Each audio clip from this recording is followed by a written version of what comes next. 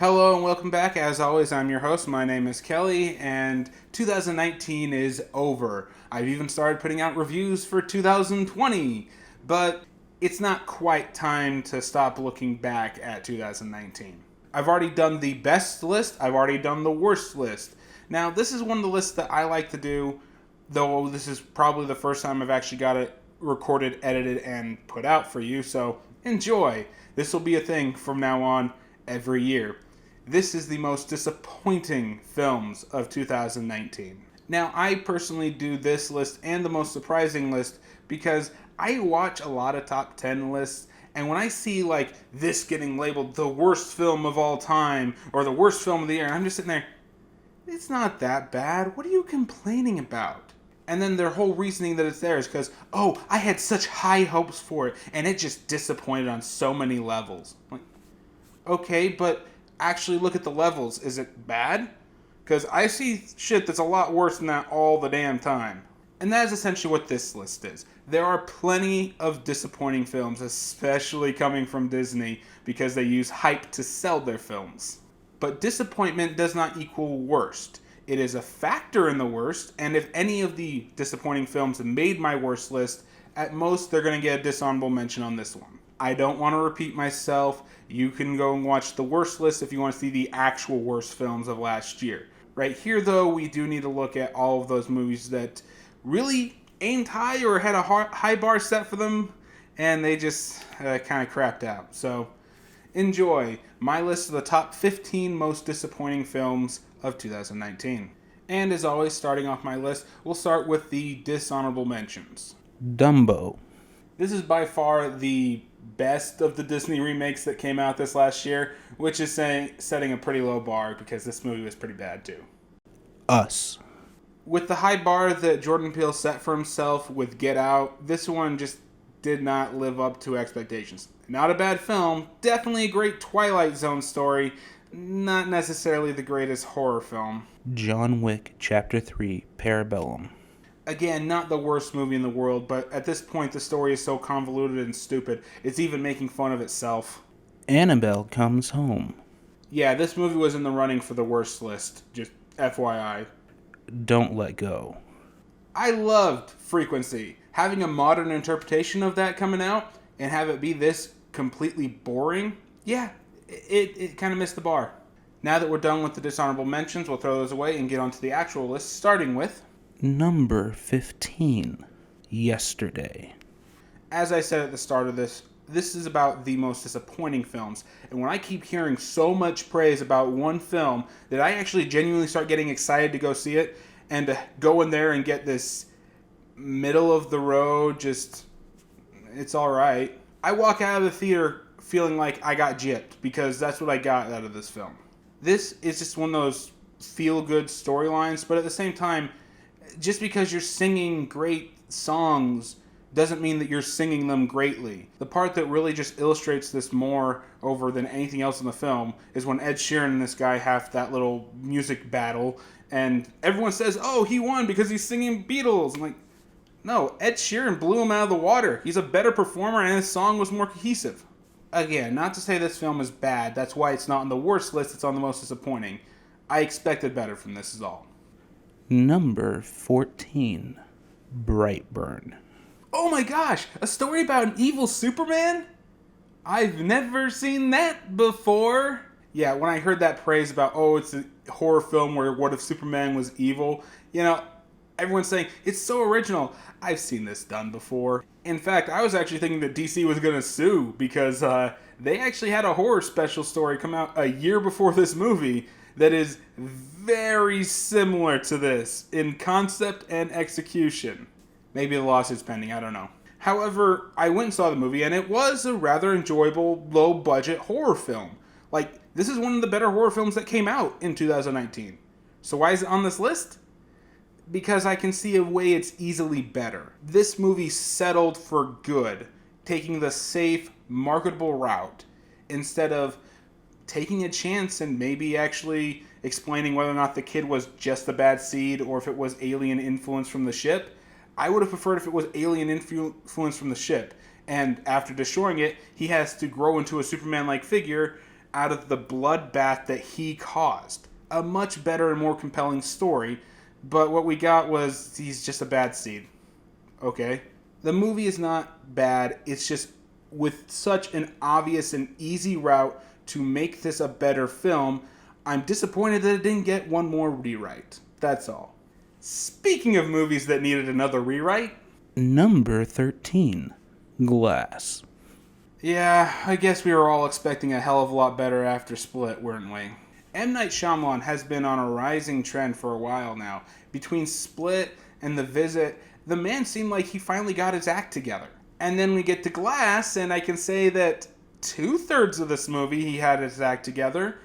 Then we get to the last act of the movie, and by God, it just kind of imploded there, didn't it? Again, I've seen a lot of people put this one on their worst list, but I feel that that's just the disappointment from the fact that this did not live up to expectations. The ending of this film just really leaves a bad taste in your mouth. And to quote another reviewer that I watch a lot, the ending is paramount. You have to leave them going out on a high note, something that they're going to remember you by. If they're going to remember your movie because you did something really stupid in that last third act, that's what they're going to take away from this movie. And that's why it's on this list. Number 12. Gemini Man. Yeah, this one, it's no doubt this is a pretty bad movie. I even gave it a dishonorable mention on my worst list. And again, like Brightburn, I can see that there's a good movie in here trying to get out. But what we got instead was a very, very slow, repetitive action movie that thinks it's doing something that, honestly, we've seen before. Mostly in TV shows and done a lot better there. And not even the charisma of 2, kinda, sorta, 3, 2.5 Will Smiths could save it. Sorry, movie. Number 11. Charlie's Angels. And here's another one that I got a dishonorable mention because there were just things that were a lot worse than it. But that doesn't change the fact that it still is fairly disappointing that they can't seem to get a Charlie's Angels movie off the ground and make it work. Seriously, this should be just like the easiest concept ever. Just do James Bond / Mission Impossible with women. How do you keep fucking this up? We've had multiple failed TV shows, multiple movies. Your best movie is the one where Cameron Diaz is rubbing her ass on the camera. Why? And this movie seemed like it was going in the right direction when they had Elizabeth Banks directing and writing, when they had a pretty decent cast. I mean, you got Patrick Stewart in the film, you got the Pink Power Ranger, you got Rita Repulsa, you got Kristen Stewart, who is a great actress who just got real shit for playing one really shitty role a lot. Seriously, go watch Underwater. She's really good when you actually give her a script. But then the whole thing falls apart because it can't help reminding you that it's some feminist iconic piece. You didn't earn that movie. Stop telling me that you did and actually earn it. If anything, all of these Charlie's Angels reboots and remakes and all these different takes have shown us one thing, and that's that we deserve better than this. Speaking of things that we deserve better than, Will Smith, what the hell were you doing this year? Number 10. Aladdin. Personally, I think that this film is not nearly as bad as a lot of people who really hate this film are making it out to be. But I am definitely in the I do not like this category because this movie would work a lot better if it were a stage play. No, seriously, every shot, every single song sequence is set up like it were directed on a stage play. Everything's facing one direction, everyone's cheating in that one direction, they're all talking that one direction. If this were a stage play, that would work. In film execution, it makes every single song sequence boring and repetitive. The best song sequence is the one where they do feel like they're doing something with it, A Friend Like Me, but the song itself isn't done very well. Not the worst. In fact, I'd say that Will Smith is probably the best thing in the movie, but by God, it's nothing compared to the 90s film. And that's the problem. If the 90s film is done better, looks better, acted better, why are we watching this carbon copy here? It really does say something when the Aladdin TV show was better than this. Number 9. The Lego Movie 2. The second part. The Lego Movie Number 1 was so good and so surprisingly good that a lot of people said it got snubbed by the Oscars when it didn't even get a nomination. Where's that defense of this film? Non-existent, because this film was soulless. This was the cash grab everyone thought the first movie was going to be. It only exists to sell the toys. The heart, the comedy, all of it felt really cynical and honestly felt at odds with what the first movie set up. But hey, if you want to take your kids to a movie about little toys, I guess you can do better than Playmobil, whatever the hell that was. And you know what makes it worse? Is that we got another soulless remake of a toy product movie in Toy Story 4, but that one, at the very least, was genuinely good, with heart and emotion behind it that it had no right to put out there. Why couldn't this movie do that? Maybe if Warner Brothers had left the original writer and director of the first film do this film, we wouldn't be having this discussion. But they didn't, and, well, we got what we got. Speaking of letting the people who originally wrote and directed your film, letting them do a sequel. Number 8. Hellboy. Yeah, this is another one of those ones I see on a lot of people's worst list, and I don't necessarily disagree with them. I really was close to putting it on the list at one point. But when I get back out of it and, take a step back and look at the situation, I'm not really mad that the film was crap. I knew it was going to be crap, so it's not really a surprise or a disappointment. The problem is that it's basically a middle finger to Guillermo del Toro because he and Ron Perlman worked their asses off trying to get that third movie approved, and the second they basically drop it and let the rights go under, we get a reboot. They just wanted these guys off the project. It's a big fuck you to them. And then we can actually talk about the quality of the film. It's garbage. It's recycled plot lines from the first Hellboy movie with a weird King Arthur bent to it, because why not? With half ideas that could have worked if they maybe been reworked a bit.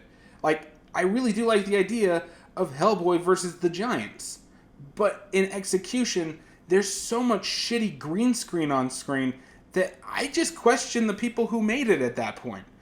Is this really the finished product that you wanted to put out there? And I'd actually argue no, because you can tell that multiple people had really different ideas going on here. You could tell there were producers that were pulling it one way and pulling it another, and sequences that don't really make sense and go nowhere. What was the point of Churchill's desk? Answer me that. Just answer me that. You know what I would have liked to see, though? I would have liked to see Guillermo del Toro's Hellboy 3. That would have been a lot better than whatever this was. Number 7. Midway. Now, I am a little bit of a history buff. I always take history courses when I need, electives and courses and whatnot, and I enjoy them a lot. So actually having a movie about Midway and the Pacific Theater of World War II is something I would be looking forward to. We get movies about the European theater all the damn time, and most of them are pretty inaccurate because they like to show that America is the one that rallied us all together and won, right? No, Russia basically destroyed the entire German army pretty much single-handedly, and you actually learn the history behind it. Just saying. However, they wouldn't have been able to do that if America hadn't been fighting in the Pacific and basically keeping the Japanese at bay. So having a film finally about Midway should be great. But it's directed by Roland Emmerich.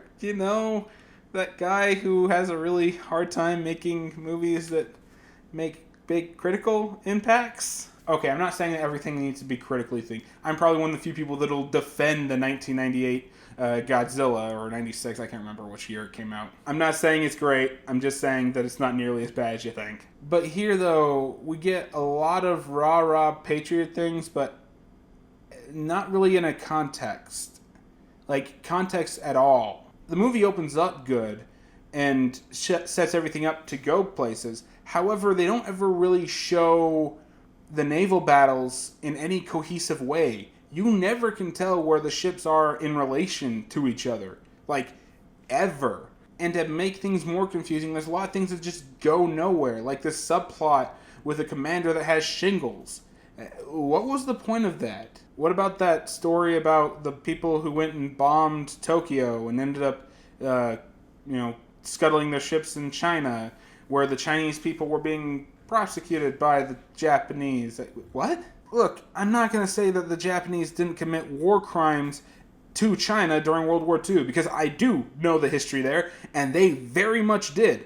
My problem is, what the fuck does that have to do with Midway? And that's the problem with this movie. The second and third act are just so jumbled all over the place. Things happen because they happen to lengthen the movie, it feels like. Very little of it actually has to do with Midway. And just like the promise a few years ago, we deserve a better movie than this. And for the love of God, don't give it to Roland Emmerich to direct, because that's basically what you're setting up. You're watching a disaster movie. Well, guess what? The movie was a disaster. Surprise! Number 6. Terminator Dark Fate. Why can't you guys do this right? Seriously, how hard is it to make a good Terminator sequel? Apparently it's freaking impossible after Terminator 2. Terminator 1 is one of the best horror films of the 80s. Terminator 2 is one of the best action films ever made. And they have stood the test of time. Why can't we follow this up? I will stand by Terminator 3, but it is nowhere near as good as Terminator 2 or 1. Salvation should have been a hell of a lot better than it was, and a lot more interesting, but it got stuck behind really shitty directors and a diva-complexed actor. Genesis was a spit in the face that I didn't think they'd be able to one-up, but they one-upped it with this one in the first 5 minutes, no less. But the big problem with this movie is just how much goddamn repeat there is. We're still sending robots back in time to kill some special person because of reasons, and that's it. Why not something more like a complete invasion from the future to try to set the timeline? Or how about instead of sending a robot back, how about the special person, you pull them to the future to try to kill them when they're a kid? And then you have this person stuck in a post-apocalyptic area, learning to survive and has to rely on, I don't know, their future version? There's so many different ideas they could use, but they don't. They stick to the same Terminator 2, Terminator 1 formula over and over and over again. We're over it. So either do something new or stop making these movies. Number 5. Captain Marvel. Is anyone actually surprised that this is on my list? Marvel has done amazing things. The MCU has reached heights that superhero films have never really reached before. And they have released some of the best films in the last decade. Some of my all-time favorites. And then they go and release something as shitty as this. And no, this isn't because it's a female-led superhero and all of us fat, people who live in our mother's basements, we just don't like to accept change. No, it's not that. It's that your movie was shit. It was boring, it was confused, and frankly speaking, you have Samuel Jackson trying his damnedest to pull this into something that is resembling enjoyment, but he's getting nothing from the lead actress. She is just stone-faced almost the entire movie. She's literally a walking Deus Ex Machina, and they treat her as such. She's never in danger. She is never in any position where she's not 100% in control all times. Does she even get hurt in the movie? Does she ever get a scratch? She's treated like she's Marvel's Superman or Superwoman or Supergirl, whatever you want to say. But here's the thing. She's not. This movie really overpowers Captain Marvel. Like, a lot. And I will give the movie credit this. I don't hate her as much as I do her comic book version, which is an insufferable twat that needs to get over herself. But what you got there is a bland, boring, rah-rah female empowerment movie that doesn't ring true. Especially since we had Wonder Woman not 2 years before. I mean, come on. Marvel, we expect a hell of a lot better from you than this. And what's worse, you basically ruined another entire franchise because you couldn't have the same ending as them. Number 4. Dark Phoenix. Yeah, if you haven't actually heard, the third act of this entire film was basically reshot and re-edited and completely rewritten because they had an act that had a female superpowered person shooting down alien spaceships trying to stop a alien invasion. Yeah, basically the same thing that happened inside of Captain Marvel. And because Disney was buying Fox at the time, they didn't want this final X-Men movie to have that same ending that they wrote for their big new rising star that's going to lead the Avengers. I know that there's a lot of rumors saying that Spider-Man's going to lead the Avengers in the future movies, but let's be honest, Disney really wanted it to be Captain Marvel until that movie basically failed. But then we get this movie who just completely threw away its established ending and gave us something surprisingly action-packed, but really small scale for what should be the final grand movie of the X-Men films. The X-Men franchise is a series of highs and lows that started off really helping to define the superhero genre in the early 2000s, and it stumbled quite a few times, but it managed to come back around and give us some of the greatest superhero films of all time, including Logan. Like, seriously, most people are probably already commenting about how awesome Logan is. That's how awesome Logan was. And then we dipped back down, and unfortunately, we went out on a whimper, and a really bad whimper at that. I've seen a lot of people put Dark Phoenix on the worst list, and while I don't agree with that, obviously, I can't deny some of their arguments when they defend it, because this movie just does not work very well at all. It's long, it's boring, you can tell the actors are either trying their damnedest to make this work, or they're Jennifer Lawrence, who is really sleepwalking through this movie and trying everything to get out of it, and leading to the inevitable, she dies in the end of the first act. Because she's pretty much wanted out of these films since the Apocalypse one, because it's just what it is. The X-Men franchise deserves a hell of a lot more than this. And now they're just going to be sucked into the MCU, and probably we're going to get an alternate universe or some big climactic event that starts popping up mutants everywhere. I don't know. The one thing that's clear about the future of the X-Men is that they deserved a better farewell than this. They really did. Number 3. The Dead Don't Die. It's not very often that a film actually insults me at the end of it for going to watch it. Trailers for this started dropping. I was genuinely excited. A good B-movie type thing with zombies starring Bill Murray and Adam Driver. Hell yes, I'm on board with this. Cameos from a bunch of people I know. Oh man, where do you sign me up? And then I went and saw the movie, and it was kind of slow, and there weren't as many laughs in the movie as I thought there would be. I mean, if you're going to go B-movie, go full B-movie, and really just hammer up a lot of these things. And it seemed like they were trying something a little bit different with having characters who knew they were in a movie. Like, Bill Murray is literally just playing himself most of the time. And at one point, he literally even calls out what an asshole the director is because he didn't give him the whole script, so he didn't know how this movie was going to end. And that's funny.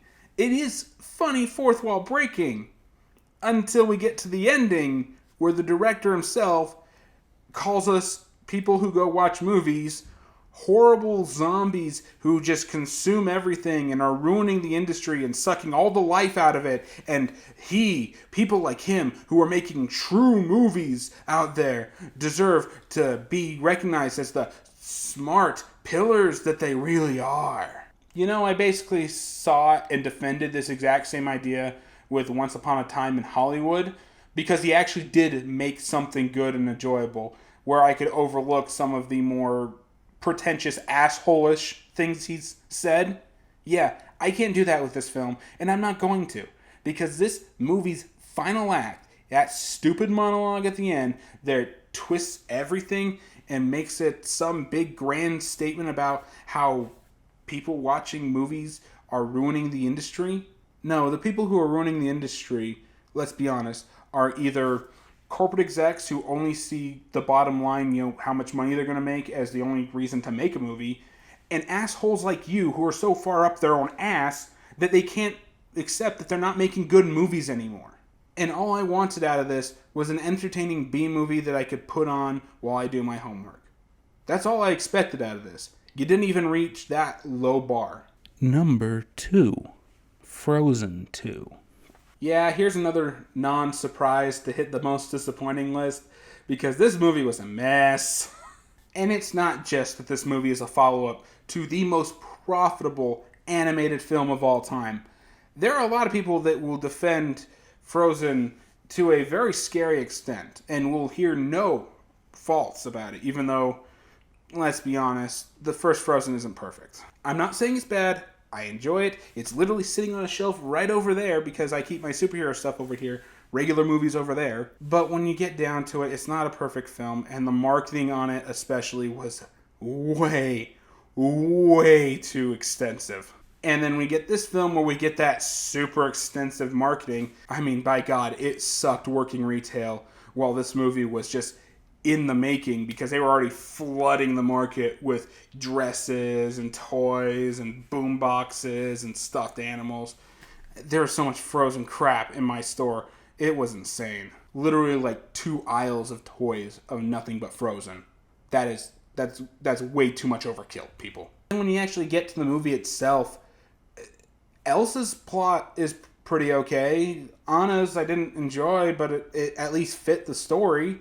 The rest of the characters are basically gone and have nothing to do with anything because the movie forgot about them. They just threw in random 80s power ballads. The story of the spirits doesn't make any sense. The backstory comes off as predictable. They didn't even really try to push the envelope with anything, even the animation. It's good, but I saw this same level of animation in Wreck-It Ralph, guys. Frozen 2 is a disappointment because it's the biggest disappointment on the most basic level. It just wasn't good enough. But it is not the most disappointing film that came out this last year.